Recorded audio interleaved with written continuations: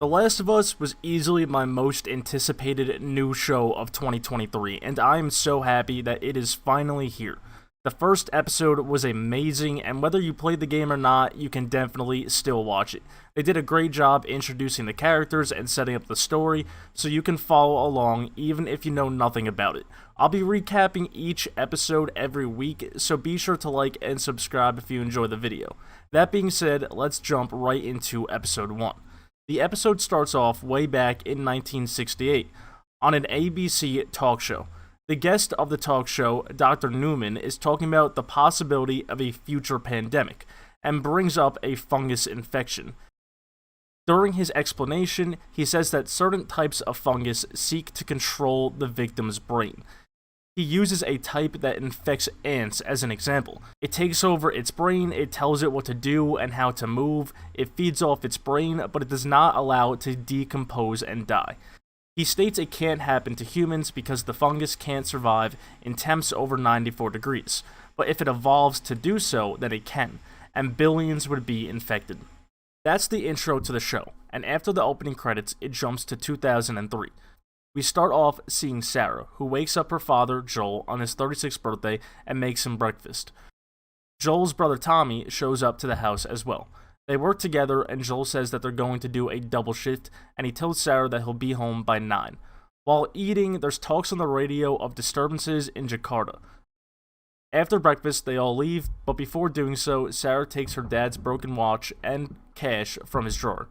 She walks out of the house and is greeted by their neighbors, one of them who's immobile and bound to a wheelchair. They ask Sarah to stop by soon, and she says that she will do so after school. As they leave, it's shown that they are in Austin, Texas. After school, Sarah takes the bus to a jewelry repair shop to have Joel's watch fixed.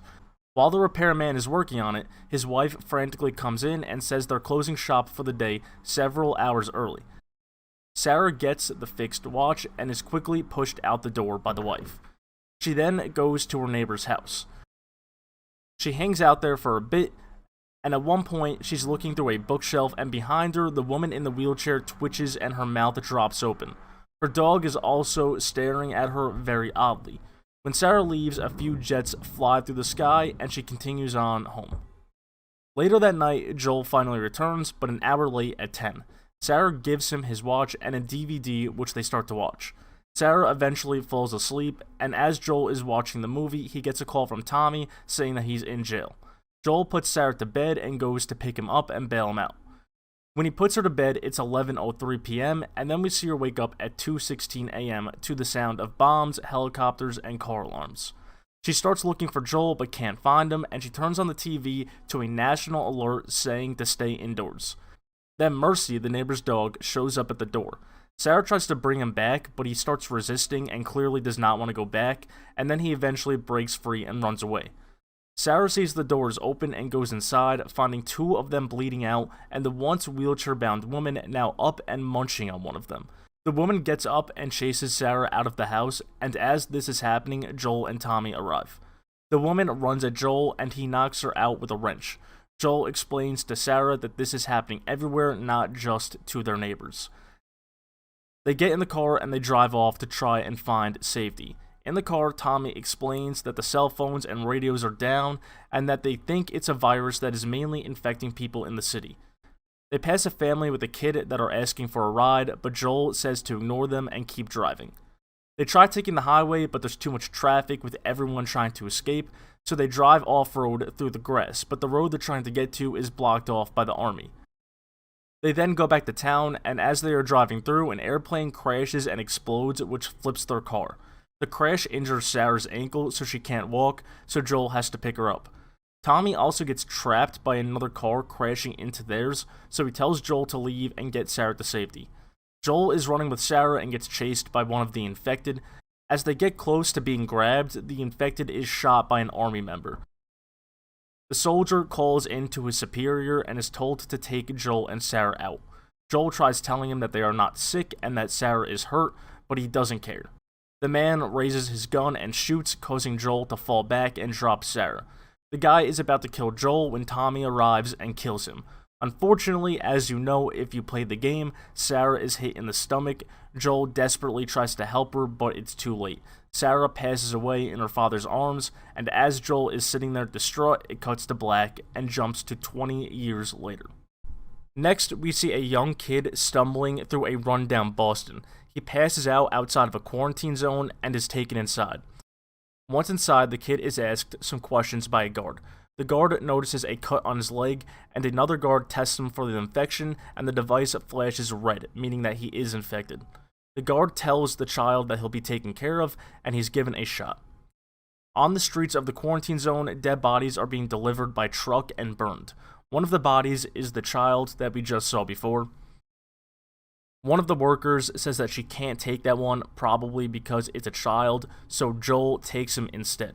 Joel picks up the dead child from the truck and tosses him into the flames as if he doesn't care. After his shift, Joel is among a group of people gathered as two criminals are being hanged publicly. Joel wanders off and meets up with a guard.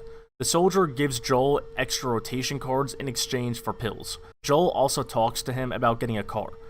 The soldier warns Joel to stay off the street for the next few nights because the Fireflies, a resistant group, have been blowing up a lot of things lately. As Joel walks away, we see graffiti that says, "When you're lost in the darkness, look for the light," and that is the saying of the Fireflies. We then get our first look at Tess, who just got ripped off by Robert. Tess gave Robert money to buy a car battery. Robert spent her money and sold the battery to someone else, and Robert's men also beat Tess. As they are about to put things behind them, a bomb goes off. Tess ends up on the street where there's a gunfight between the Fireflies and the quarantine Fedra soldiers. Tess surrenders herself to the Fedra officers, who tackle her and handcuff her, thinking she's a Firefly. We then get our first look at Ellie, who is chained and locked up in a room. She claims her name is Veronica, and her captors talk to her for a little bit and then leave her in the room, which has a Firefly logo on it. Joel then goes and talks to a man that has a radio room. The man says that he has not heard from Tommy within 3 weeks, but usually it only takes a day for him to respond. Joel tells the man to show him where the tower that Tommy calls from is located. The man shows him, and it's located in Wyoming. Joel then goes back to his apartment and starts to plan to go out and find his brother. He eventually passes out in bed after drinking and taking pills, and eventually Tess joins him. The next morning, Joel sees her face, and she tells him that Robert sold their battery and that his men beat her. They plan to go after Robert and get their battery and their money back. We are then introduced to Marlene, the leader of the Boston Firefly group. A member of the group, Kim, wants to know what their plan is and why they're attacking Fedra and why they have a random girl locked up. Marlene says they are luring Fedra away from their hideout so they can sneak out and take the girl west.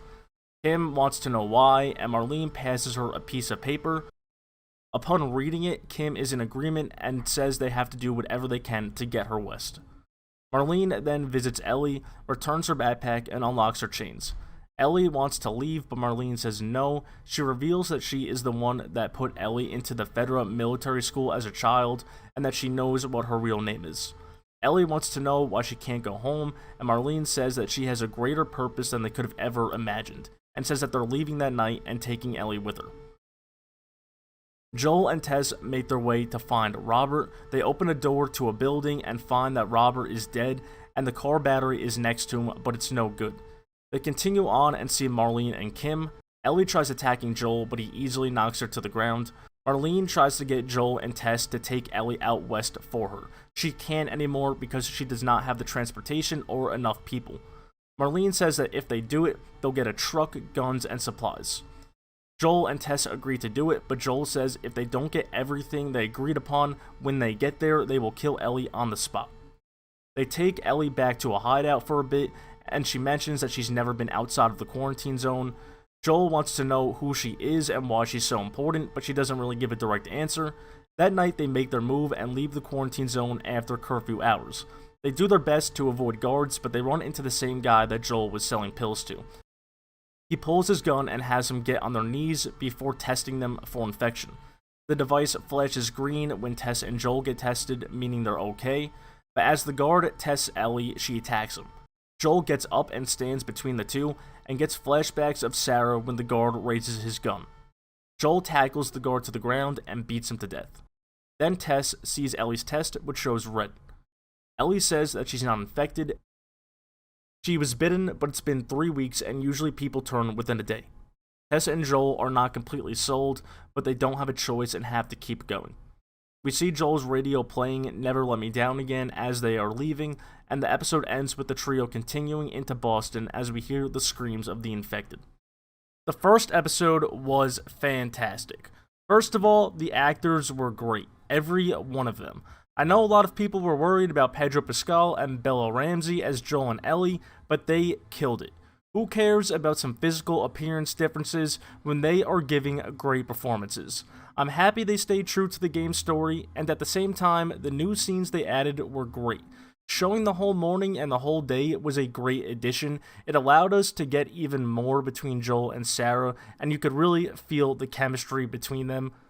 I liked the intro as well. It added a cool explanation about what we were getting into and the virus that would be happening. The emotion was also great in this episode, and even though you knew it was coming, it was a devastating scene to see Sarah die. And the characterization and the emotion of Joel after that was great. You can really tell that even 20 years later, it haunted him. You can really tell that he was still distraught. The scene where he got flashbacks while protecting Ellie was great. The world building was also fantastic. Like I said, even if you have zero knowledge of the game, you can understand what's happening, you can understand who these characters are and these different groups. The first episode really set everything up perfectly, and it ended greatly as well. The trio walking into absolute hell was a perfect send-off, and it just set up what we're going to get into. It's going to be a crazy journey, and I expect episode 2 to throw you right back into action. That's it for this video, giving a recap and my thoughts. I'll have many videos for The Last of Us coming up throughout the season, so definitely be on the lookout, and thanks for watching.